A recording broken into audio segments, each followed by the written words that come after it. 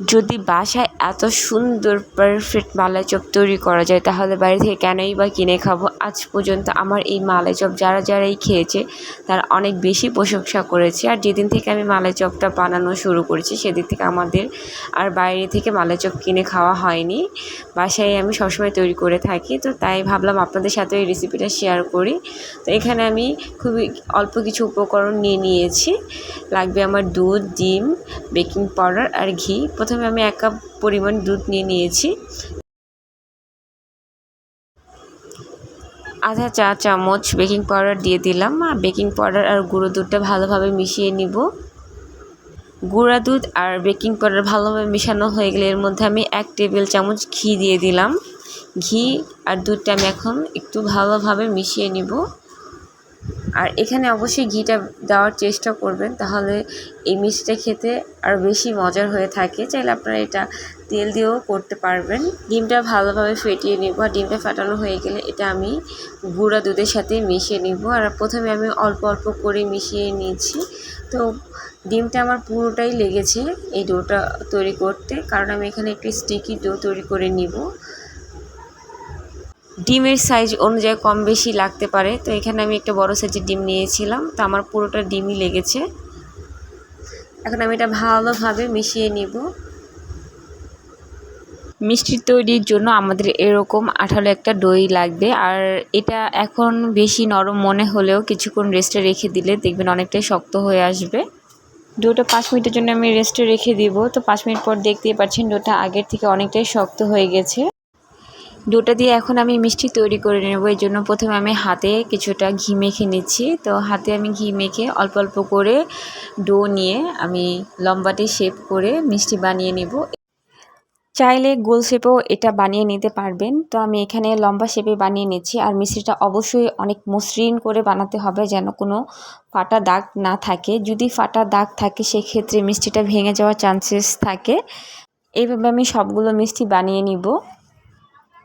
অনেকের ক্ষেত্রে দেখা যায় মালাই চপটা বানানোর পর শক্ত হয়ে যায়। আশা করি যারা আমার রেসিপিটা ফলো করবেন তাদের এরকম সমস্যার সম্মুখীন হতে হবে না। এদিকে আমার সবগুলো মিষ্টি বানানো হয়ে গেছে। 1 কাপ দুধে আমার এখানে 14টা মিষ্টি হয়েছে। তো সাইজ অনুযায়ী কম বেশি হতে পারে। এখানে আমি 1 লিটার পরিমাপ দুধ নিয়ে নিয়েছি।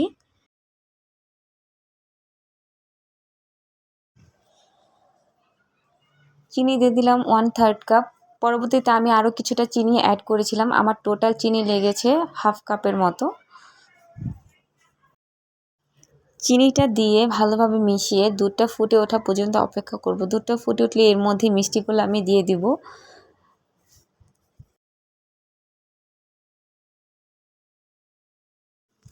সবগুলো মিষ্টি দেওয়ার পর আমি ঢাকনা দিয়ে 5 মিনিট মিডিয়াম টু হাই হিটে এটা জাল করে নিব।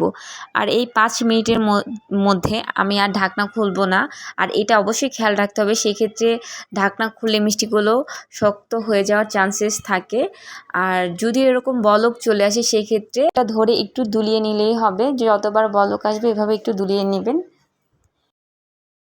এই 5 মিনিটের মধ্যেই দেখতেই পাচ্ছেন মিষ্টিগুলো ফুলে ডাবল হয়ে গেছে। এখন আমি ঢাকনাটা খুলে মিষ্টিগুলো উল্টিয়ে দিব।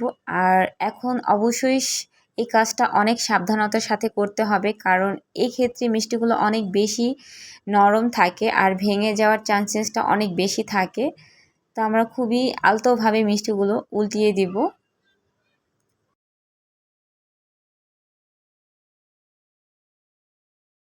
মিষ্টিগুলো ঢাকনা দিয়ে লো হিটে আমি আরও 10 মিনিট জাল করে নেব। 10 মিনিট জাল করে নেওয়ার পর এর মধ্যে আমি কিছুটা মাওয়া অ্যাড করে দিলাম। এই মাওয়াটা আমি ঘরেই তৈরি করেছিলি। মাওয়াটা পুরোপুরি অপশনাল, আমার ঘরে ছিল তাই আমি দিয়েছি। এই মিষ্টিটা এভাবে খেতে অনেক বেশি মজার হয়ে থাকে। মাওয়াটা দেওয়ার পর আমি আরও 2-3 মিনিট জাল করে নিব।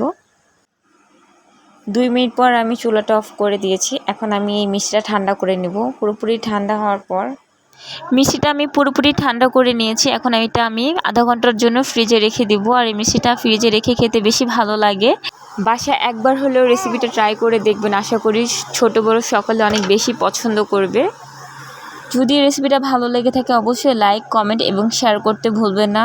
সবাই অনেক বেশি ভালো থাকবেন, আমার জন্য দোয়া করবেন। আল্লাহ হাফেজ।